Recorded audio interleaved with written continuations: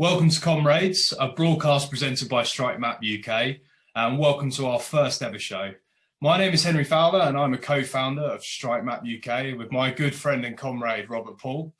Starting in late 2020, Strike Map is a digital worker-powered map that helps workers plot their strike action to help us show that solidarity with those taking action and to encourage others in their struggles.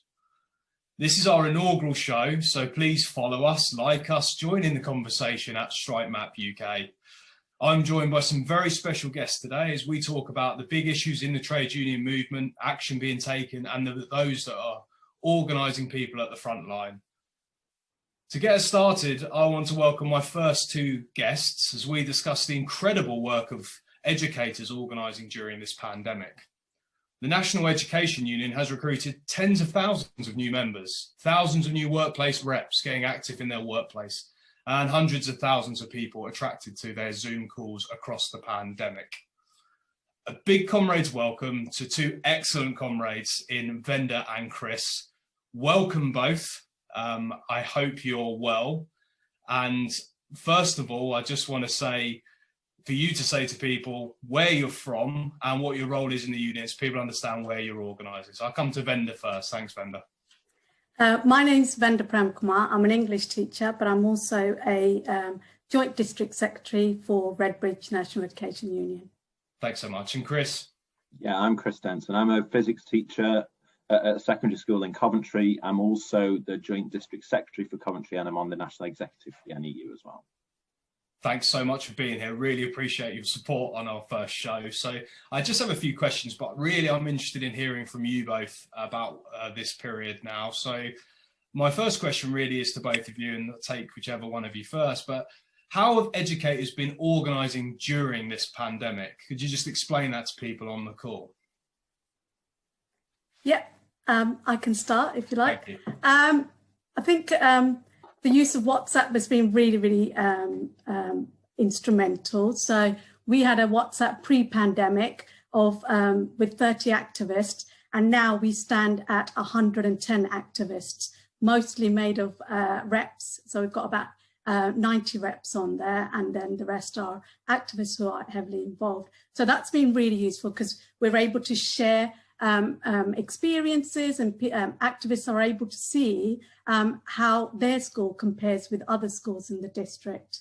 So that's been, so fundamental, such a really important part of organising. And another thing I would say is Zoom. So we, pre-pandemic, we used to have meetings with 50 members. That used to be a really big turnout. But because of Zoom, we've been able to have over 300 members attend our meetings. So because you don't have to physically go to places. So yeah, it's really enabled us to, both of those things I think have been really instrumental in building our activist base, but also building engagement from the wider membership as well. Thanks, Venda. And Chris, anything to add? I mean, technology's got to be a big part of this, hasn't it? But there must have been other things as well that have been happening during this period. Do you want to elaborate any further? Well, I think technology has helped us in many ways, because obviously with the pandemic, it's meant that the normal day-to-day trade union work that you do, going into workplaces, speaking to members face to face, has proved to be incredibly difficult, obviously. But as Venda said, the use of Zoom has meant that we could accelerate that. So, for example, in the lead up to in June, where we opposed the reopening of schools on a much wider basis, whereas historically the likes of myself and Venda may have been able to get one after school meeting in per day, we were able to hit 6 or 7 Zooms a day. So rather than just managing to be at one school with several activists across the district, you could hit 30, 40 schools within a week. So there have been definitely benefits to looking at technology more and being open to that use. And as Venda said, the use of things like WhatsApp, it isn't really anything new for us. It's just using different technology, because the key for us has always been to talk to as many people as you can and to get other people doing as many things as you can. So the key with the WhatsApp, just like Venda in Coventry, we have the same. We have lots and lots of reps and activists on a WhatsApp. But the key is it's not just having us talking together, it's then asking our reps what are they going to do? Are they going to go and talk to their members and getting that dialogue going? And I think that's been what in a very difficult situation has probably increased the amount of dialogue we're able to have with our members across the city and across the country. Thanks, and that sounds fantastic. Just the sheer scale of who you're able to organise in what very quick time, I think is really exciting about that. So, as a result of that being potentially easier, what kind of gains have you seen then? Maybe starting with Vendor or Chris, whoever. What kind of gains are we seeing then, and how are people doing in terms of the communicating? But then, what can people achieve at the workplace and wider? Well, we've recruited over 60 reps just from the start of the pandemic. So, and our membership has increased by about 10%, which I think is in line with the national increase in membership as well. It means that we are, as reps are talking to each other, as I said, they see what's happening well in other schools, what other schools are doing well. And if that's not happening in their schools, they feel much more, they have a reason to organise and to fight for the same things. So, for example, in the June 1st opening, we were able to push back because of, the high engagement, and because of, lots of activists willing to take part in everything that we were doing. We were able to push back the June 1st opening by 2 weeks. And about 80% of our schools didn't open on June the 1st as the government intended. And whereas there was one school, one academy, a MAT academy, they said, we're going to do what our MAT tells us. And so the organisers and the reps at that school felt, this is not fair. We're in Redbridge, the rest of Redbridge is closed. And so they kind of started strike action, initiated strike action, but never had to kind of carry the threat out because, they won in the end. Most recently, we were able to threaten an industrial action at a borough-wide level because when the schools opened at the start of January and when we went into national lockdown, in our district, some schools were insisting that educators come into school to deliver remote learning. And we thought this was, not only was it undermining the national lockdown, it was also putting the school community and school workers at a really high risk. And so we had, one school, we had 25 members sending in Section 44 letters. And in support of those members, we decided to start a borough-wide survey to see if our members would be willing to support those workers and others in schools where this was happening.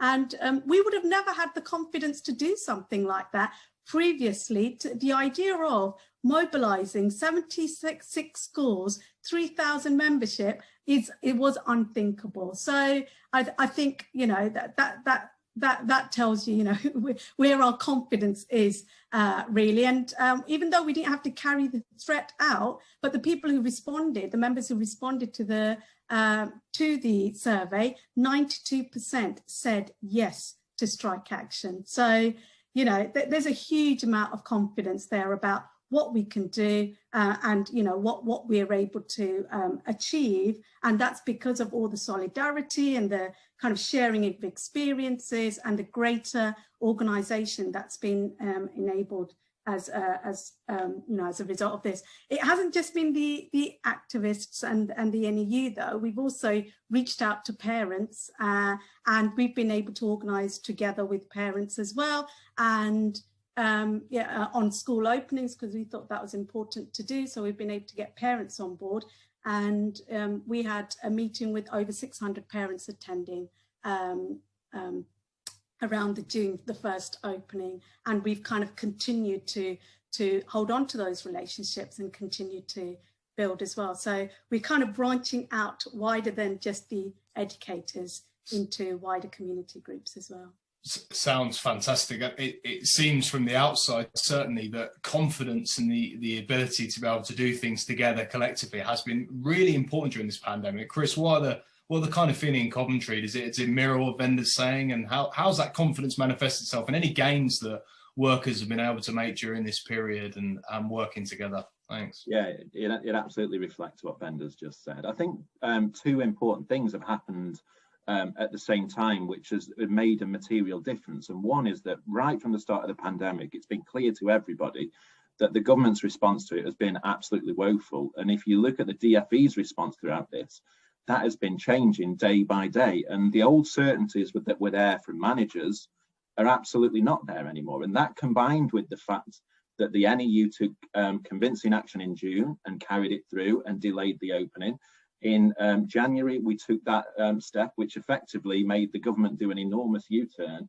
It's given members a fantastic confidence. And the fact that we could mobilise so quickly, as Bender said, in Coventry, when we had that call around action, around the response to January the 4th, we were able to call 2 meetings within a few days, 350 members at each. We got a fantastic response in terms of members using the law to keep their school and communities safe.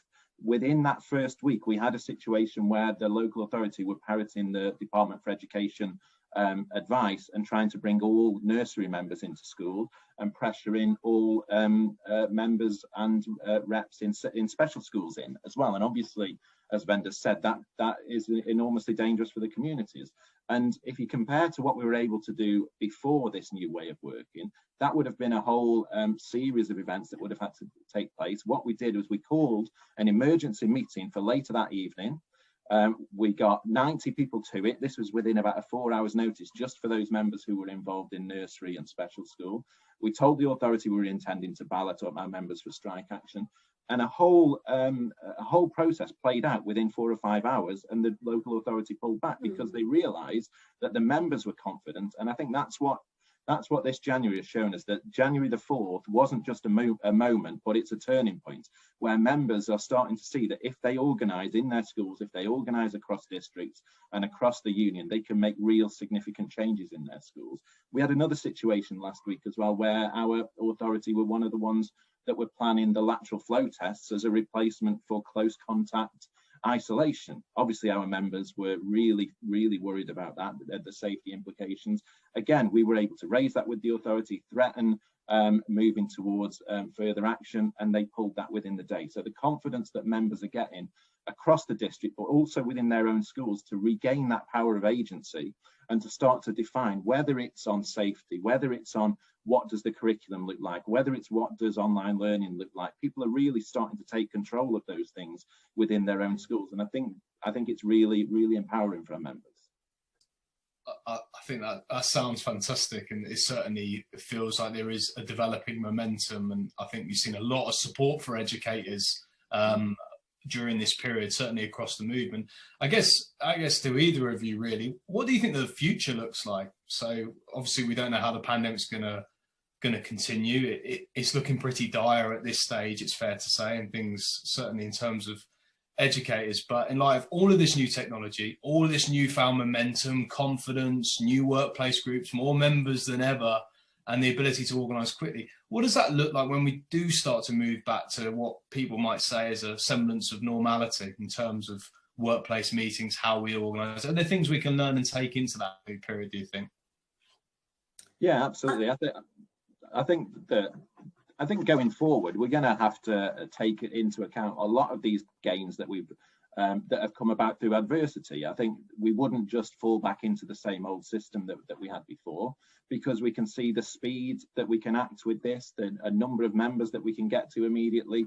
As Vendor said, before the pandemic, if we'd have thought in one small sector we could call a meeting of 90 members within a few hours, we could call a meeting of 350 people within a day, that just wasn't a reality. So I think there are obviously massive benefits to going and speaking to people face to face and getting in and having those conversations.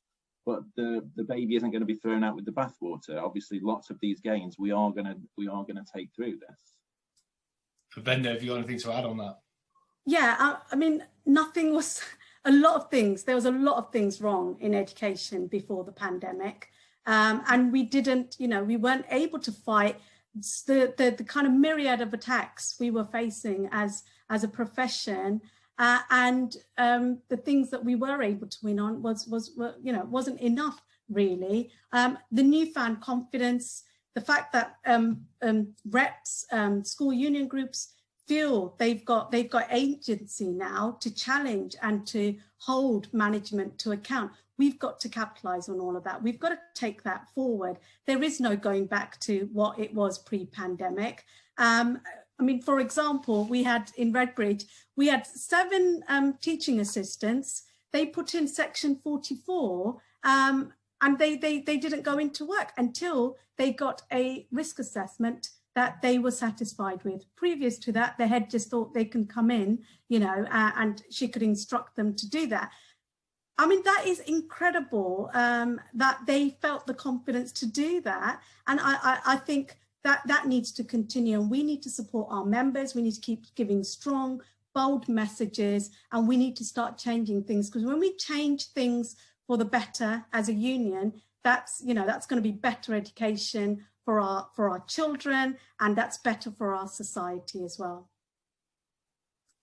Thanks a lot. Absolutely. I certainly would trust you as educators over anything the government is going to say about education. I think this pandemic's proved that more than ever. I think coming really to my last question to you, and anything else that you want to add, but how can we as a society continue to support educators in their organising? What can other trade unions do? What other people can they get? What activities can they get involved in? How can they show that solidarity with you? Because I think it's very strong at the moment, and it's really good to capture that, to keep that momentum and confidence going. Okay, I would say I think we have to keep sharing our successes. Really, we were looking to Chicago teachers. You know, I remember attending conferences where we listened to Chicago teachers, and now I recently attended a meeting where they were asking us and getting us to share our experiences and our successes. I think we've got to raise the bar higher for trade unionists, and we've got to say, you know, we want more. We can't kind of continue the kind of oppression and the injustice that we were expected to. So I think we've got to keep sharing our successes like we're doing on this platform, so that there is confidence given to others, and there is, you know, they take solidarity from that as well. Fantastic. I think I might have to get you to write a section. We have a Strike Stories section, which is about people that are involved in their organising. I might have to get you to write something, Vendor, so we can share your story wider. Chris, have you got anything to add? Yeah, I think those solidarity messages are so important, because Vendor will have found this as well. When you go in and speak to staff in schools, they often fear, because they see what is printed in the media, they often feel that people don't necessarily support our causes. Whereas when you go out to the public, whenever we have strike action and you meet people on the streets, we're always supported. So those messages of solidarity are so important. And we know whether it's strike action over conditions in schools, whether it's keeping our communities safe, whether it's lots of those wider campaigns that we've got about reshaping what our education system looks like so that it meets the needs of our children, so that we're looking at things like decolonising the curriculum so that it fits our society today, whether we're looking at changes that need to happen in terms of getting rid of things like SATs or reshaping what the exam system in secondary looks like. We know we've got a vast amount of support amongst the public. So those sorts of solidarity messages and solidarity acts that Vendor talks about are so important, so that it's absolutely clear to our members that the reality is the vast majority of the public support us on this. They know that as educators, we know, and we're always fighting for what is best for the children in our classes. We know what kind of education system they could have, and unfortunately they don't have that at the moment. And if we can continue doing all of those things that Vendor's just said, and those messages of solidarity can come in, then that's absolutely brilliant. And as Vendor said earlier, we do reach out to parents a hell of a lot. We've launched something in Coventry this week where what we're trying to do is we know that as well as issues to do with the health and safety through the pandemic and the absolute dire situation in terms of people's health, we know that people are being affected financially as well. So one of the things we are doing as a huge solidarity thing in Coventry is we've started a Just Giving page to collect lots of money through the public, but also we're making a huge donation from the union locally and regionally as well, so that we can start to get those things that the children need in order to be able to succeed, because we know we have so many children living in poverty. And whether it's about access to laptops or even the very basics like crayons, scissors, glue, so that they can do all of those fun things at home. We want to make sure that we're building those links with the community, with parents, and so that they see we're continually fighting for them. And if people want to get involved in that shows solidarity both ways as well. It shows that people are supporting us in what we are doing. Thank you both so much. It's been really heartening and inspiring start to our first ever show. So thank you for supporting Strike Map and this show, Comrades. Solidarity is what we're all about at Strike Map UK. So we're great to hear those stories, and we wish you all the best of luck. Educators are absolute heroes. You've been fantastic. So keep up the good work, and thank you very much. And we're going to move on to the next part of our show now. So thank you to Chris and Venda. Fantastic stuff. We're moving now to Strike of the Week, which this week is going to be focusing on the recent strike at Sage Nursing Home from the UVW members. So I want to thank colleagues for joining us, and I want to start by sending solidarity to all the UVW strikers at Sage Nursing Home. And if I can introduce Naomi, Bella, and hopefully Molly to join us. Good evening to everyone. I hope you're well. Thank you very much for coming along. I want to get straight into it. I want to know more about your dispute. It looks incredibly exciting from social media, amazing picket lines and great videos and pictures. So I come to any of you first, really, but I really want to know about what is your strike about? Who's on strike, and I mean, what is it all about, so that other people that maybe have not seen it can understand it a bit better? I'll come to any of you first. Please chip in. Thank you very much. Naomi, do you want to start us off by telling us who's involved in the strike and what we're striking for? Yeah, I'm Naomi. I'm working at Sage for almost 8 years. We are working in a poverty wages. At the moment, we have got poor terms and conditions. We don't have boys at work. We are asking for £12 per hour. We are asking for annual leave, sick pay, the same as NHS. We are asking for recognize our union principle. Domestic staff, laundry staff, care workers, maintenance staff are on a strike. We had the first strike last week, from 15 to 17. We have a social distance from the picket line. We had a lot of PPE in front of Sage after trying to negotiate with them for 7 months. Fantastic. Thank you so much. It's great to hear more about how the dispute seems to be the entire workforce united. I think that's fantastic.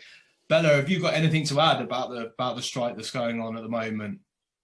Yes, definitely. Fantastic. Great.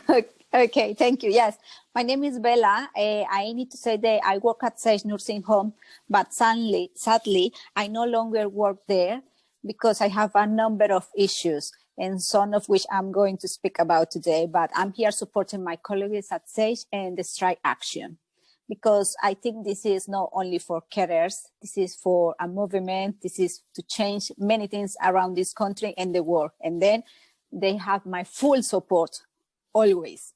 So in Sage, when I was there, I saw many injustices, abuses, and discrimination.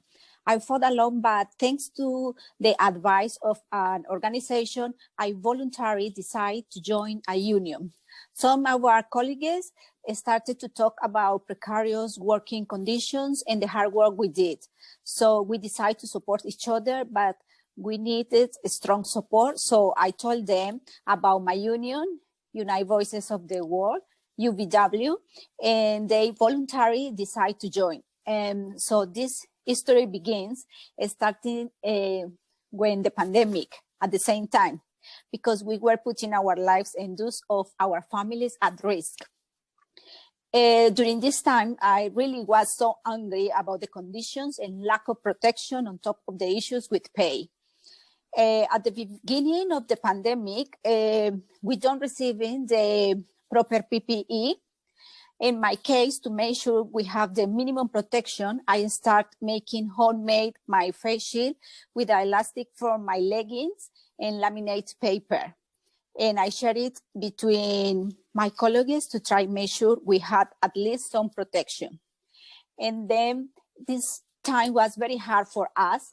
And for me, at the moment, it's very important to talk about the sick pay, because This is a special point that is very important because they only receive statutory sick pay, and even the free 3 days, they didn't receive anything. And then in my experience, when I was in SAGE, my colleagues suspected they went to work with the virus, but they couldn't isolate. They couldn't take time off work because they couldn't afford to pay the bills. So how many lives will we have saved if they had full sick pay from the beginning of the pandemic? And then you need to pay your bills. And then even if you're not feel okay, you must have to go to work. And then I think this is time to fight about full sick pay, because the staff, they are a real heroes. Even we are not talking about only about carers. They are together, carers, domestic, maintenance, it doesn't matter. We are all together. And then for me, it's very important. I am really disappointed because our bosses always ignore us. If you write a letter, if you say something, they always ignore us. And then we want to recognize our union. I'm still waiting for many answers about complaints and things and grievance, but I'm still waiting. And I think it's very, very important to tell the people that we need the support. And anyway, thank you, for example, for this time, because we got the support. I feel like this is a special moment. And probably COVID was very difficult, but the good point is the COVID showed the country how important these precarious workers are. And they are really real heroes, and they deserve better conditions at work. Well, I couldn't agree more, and that's what Strike Map's been all about. It's fantastic to hear from you, Bella. Thank you for that, and Naomi as well. I think it's really important to everyone to hear about the extent of the workforce together, about the list of demands, which seem to me on the surface as basic demands people should have at work, especially with the incredibly important work that everyone who's at Sage Nursing Home is doing at this time. So absolutely, we're with you and solidarity to you. I guess Naomi or Molly, if you want to speak, please come in. But I guess, what has the support been like from the rest of the trade union movement and from other people? From what I see, it's been good, but it'd be interesting to know from you as those involved in the strike, what that's been like.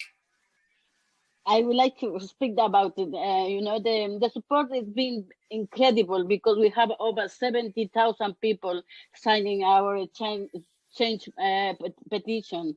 We have 100 of people donating in our fund, strike funds, and we have many hundred of people attended our meetings, ballet meetings. And we got a lot of invitation for meetings, and we have a lot of media cover as well. It is very hard to speak because because of condition existing in Sage. Some care homes and they might have better, but in a sector we have something need to be changed. And during the pandemic, we can realize that have been a lot of support for bringing, about this change. With the very important, it is very important for us, to have that support. Otherwise, we cannot go on. So if we don't have this support, we can just have to stop. That's right. Because of this, because all the support, we need to keep going. That's it. Thank you. Just to add to that, I think it's amazing. Well, it's amazing, this workforce, bearing in mind that it was during the first lockdown that everybody got unionized. The union didn't have access to meet face to face, and it was all kind of done on Zoom and over the phone. And it's a lot harder to build trust and relationships and confidence. But I think something that maybe people underestimate about care workers, and what this employer is certainly underestimated about these kinds of workers, is their strength. Like the care work and working in these environments takes a huge amount of bravery, huge amount of physical strength, and a huge amount of emotional resilience. And those are the kind of ingredients you need to be successful in a dispute. And so it's an incredibly strong group. And like Naomi was saying, the support has been overwhelming, and it's very sad that it's taken a pandemic to see how important this work is. But people are starting to see that we need to take care of our care workers, and not just the carers, but the people working in the care home and taking care of our loved ones. And really, this dispute is about care. We can't be taking care of our grandparents, our parents, if the people who are looking after them are in poverty and aren't covered for sickness, and could be taking not just COVID, but other infections into work, or could be trying to lift residents when they're recovering from surgery or from kind of muscular problems. So really, if we want our loved ones in the UK to be looked after in their last years, then we need to change conditions in the care sector, and we need to look after our care workers. Thanks, Molly. Absolutely. I couldn't agree more. We just heard from Chris and Vendor about how technology has been used to organise during this period and how important that's been. But you're absolutely right. It's much harder to build those relationships, and hopefully we can get through this pandemic and combine what we've learned through the embrace of technology with other traditional methods of organising and build those relationships that by now I imagine are incredibly strong and sound fantastic. I guess to come to you, Bella, what can people do to show solidarity with this strike? What actions can people take? Because a lot of people will want to support you, and people may be watching tonight, they go, next thing I'm going to do is I'm going to watch the end of this, hear what Bella's got to say, and then I'm going to find out how I can help the UVW strikers. So what can people concretely do, Bella? Could you just explain to us? Thanks. Yes, please. Basically, I am giving all my full support to SAGE workers, but I ask you to support my colleagues at SAGE that they need donate to the strike fund. It's very important, definitely. Write to SAGE, share the information in media. You know, we are, at the moment, we have videos, a lot of information, and we are sharing it in media. UVW have the page in Facebook, and then we need to share everything. But I'm really happy if you write to the board, to the trustees, to tell them, and this is a very big support, because at the moment, if we are, our round number 2 is on Thursday 4th until 8th of February. And then, you know, with the lockdown, probably we can't go there, but definitely we need the support, because this is the time, this is the moment. And I want to add something. I know we are, SAGE, they are asking for £12 per hour, full sick pay, annual leave. But you know what? It's not only about money, it's about respect, dignity, and equality. Because if you respect that kind of staff, is when that people is living in good conditions. But if they are living in poverty wages, and then we are not talking about respect and dignity and equality. Even that our trustees, they are billionaire, and then they have a good reputation in the community. And then the excuse always is they are a charity, but it doesn't matter, because charity doesn't mean that I have to live in the poverty. And then please, please, please, we need the support, and thank you very much for all you are doing today for us. Thank you very much. And just to say, I hope that some colleague has or will be adding those new strike dates to our map, because we'll proudly show that your next set of days and actions. So thank you very much for letting us know about this incredibly important dispute. Strike Map UK knows which side it's on, and it's on the side of the UVW strikers. And I'm sure everyone watching sends their solidarity to us. So thank you all for coming. It's been great to speak to you, Bella, Naomi, and Molly. Thank you very much. For those interested in reading more about that dispute, we have a story on our Strike Stories column. So please go to the Strike Map, go to Strike Stories, and read more from another striker about that dispute and how important it is. And please take those actions that were noted earlier and support those UVW strikers, and solidarity to all of them.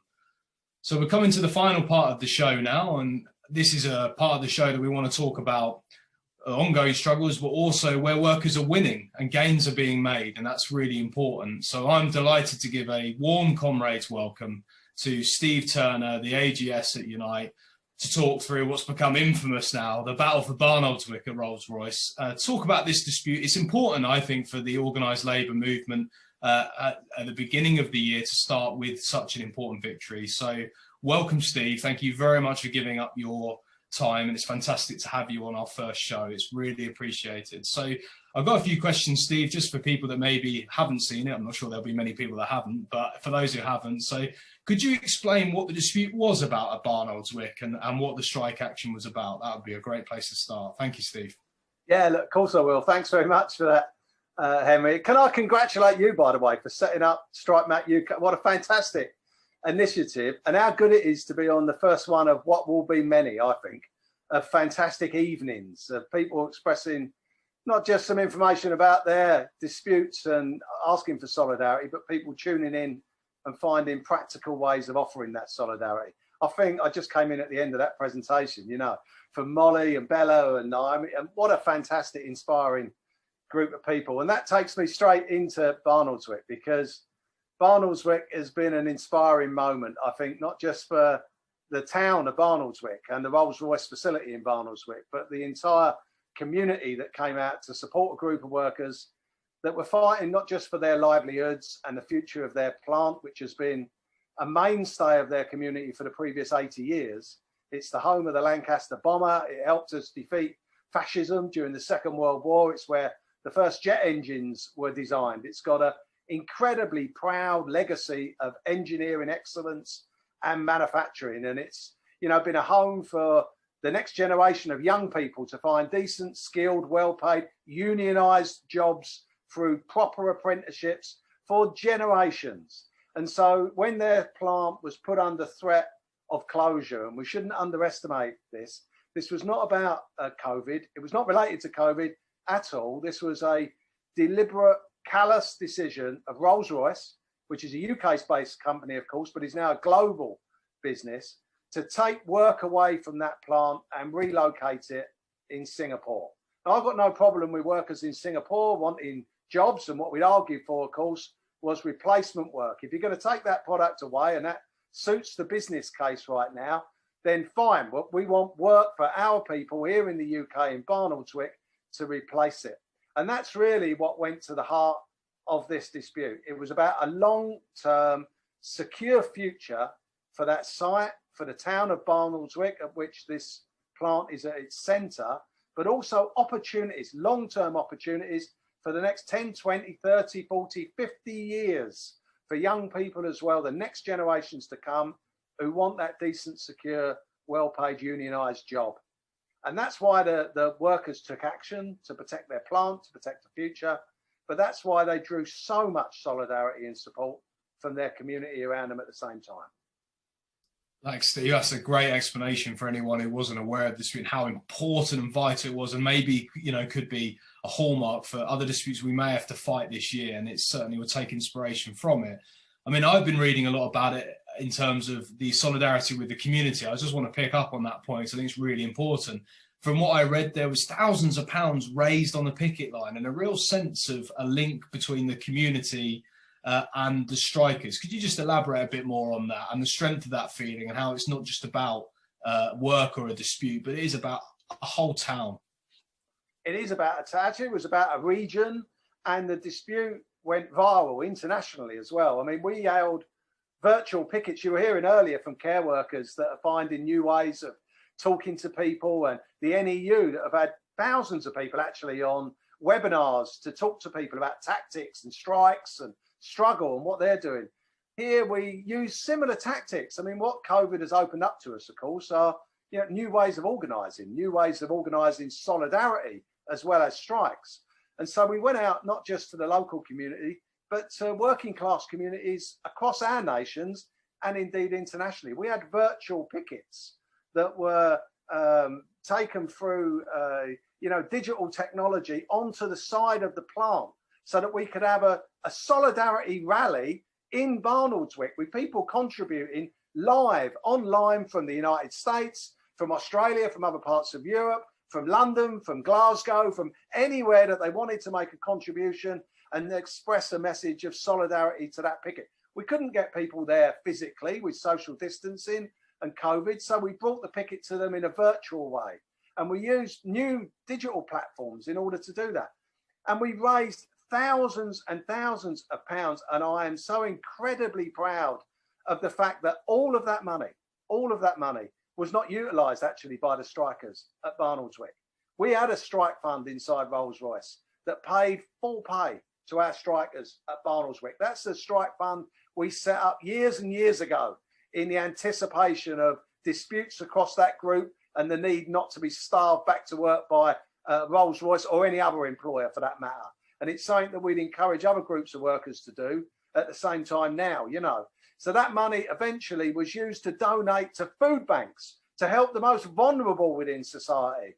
It donated to get people, you know, food parcels to their homes where they were shielding and they were isolated as a consequence of COVID. It helped to support other workers that were in struggle at the same time. So all of that money, solidarity money, was absolutely spent in solidarity with other workers and indeed our communities.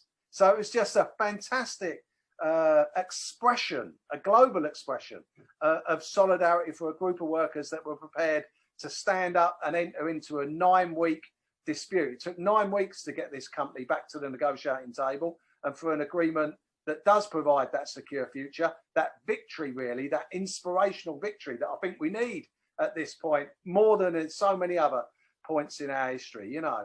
And I'm just incredibly proud of each and every one of them. Fantastic. Yeah, I was going to come on and ask how long the action went on for, because I don't think people realise it was a very long set of action, incredibly brave and fantastic work, and it's great to hear about that linkage to the community.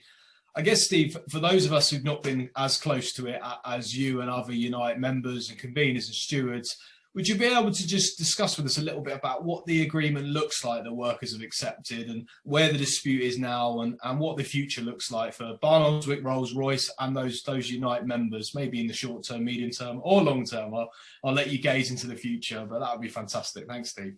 Yeah, of course. Look, we secured a long-term future, not just for that site, but I think for green tech and advanced manufacturing in Rolls-Royce and indeed in that northwest region of the economy as well. So it's good for the regional economy. This dispute, as I said earlier, you know, was about the future of this plant. We faced 350 plus redundancies just before Christmas. Of course, Rolls-Royce had indicated that the initial cuts that they made weren't good enough.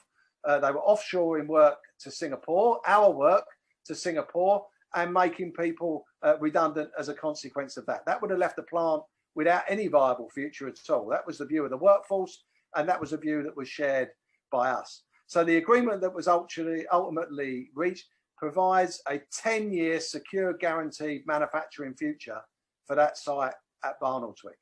We secured a 2-year period of no compulsory redundancies at all to enable us to sit around the table with the business and find that new green tech opportunities to manufacture at Barnoldswick that we know that are out there, whether that's synthetic fuels, whether that's new nuclear technologies that are looking at energy generation, or whether that's green tech and the use of turbines and other equipment, engineered equipment, to green and transition our economy more broadly.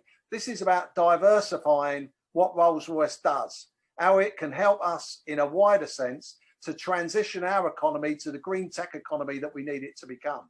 If we're going to green and clean our towns and cities, our seas and our skies, then it's the engineers at Barnoldswick and engineering companies like Rolls-Royce that are going to be at the heart of doing that.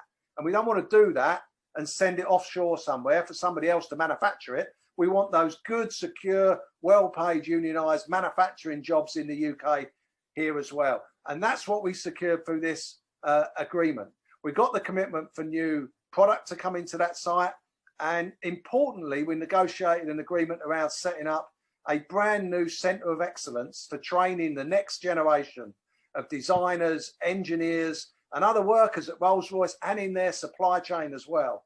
It will be a centre of excellence. This will be a hub for the region, and I believe for our nations as well, to design and engineer the new technologies, those technologies we want to manufacture here, and making sure that we've got a skilled workforce in order to do that. So this will be your next generation of apprentices that will be coming through. It will be today's workers being retrained and upskilled to be able to perform the jobs that we need them to perform in the future. And it's a real commitment from Rolls-Royce to making sure that there's a long-lasting, long-term legacy for that plant. So that's a huge victory for that workforce and that community. Yeah, I mean, here at StrikeMap, we obviously offered a huge solidarity, kept the point on the map, and trying to tell people about the strike action. We've got a fantastic strike story from one of your conveners, so please go to our site and you can see and read more about it. But it's proof in the pudding, isn't it, that strike action, the use of collective action, workers organising, can't just win a dispute or defend a dispute. It's reshaping an entire economy there and a local region. So I think it's fantastic to hear about it in more detail like that, Steve. So thank you. I guess, how can we show support for those workers that took that action that have led to this incredible victory, both regionally, but it's very important for the rest of the Labour movement? How can we show solidarity now to those who took the action? And is there anything that we can do to support those workers in congratulating them? Well, I think what comes out of this dispute and what they would get most from right now is the inspiration that is given to other group of workers. There are workers that are taking strike action. You've heard from a lot of them this evening, you know. But there are other workers that are taking strike action right now against some of the most opportunistic attacks on long fought for terms and conditions of employment. Whether you go to Heathrow Airport, another group of Unite members actually that are out again fighting against £8,000 cuts to their wages, unilateral attacks on their terms and conditions, permanent changes to address what we would believe to be short-term challenges. We've got British gas workers out now. British gas engineers, again, a fire and rehire tactics from a British gas corporation to attack workers' terms and conditions, and expressing solidarity to them in a practical way is going to be incredibly important. We've got bus workers that are taking action now across our countries because of the actions of their employers in trying to increase their hours, cut their sick pay at the time we're in the middle of a pandemic, and we've got disgraceful, shameful actually, actions by companies wanting to attack long fought for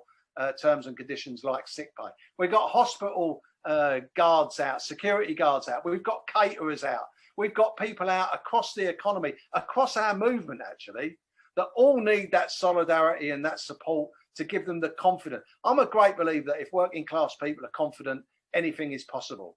And what solidarity gives you, and the knowledge, the confidence in your union gives you, is the confidence to stand up and be counted, and know that your union will leave no stone unturned in the struggle to protect you, to advance your interests, or to provide that future that we were able to provide at Barnoldswick.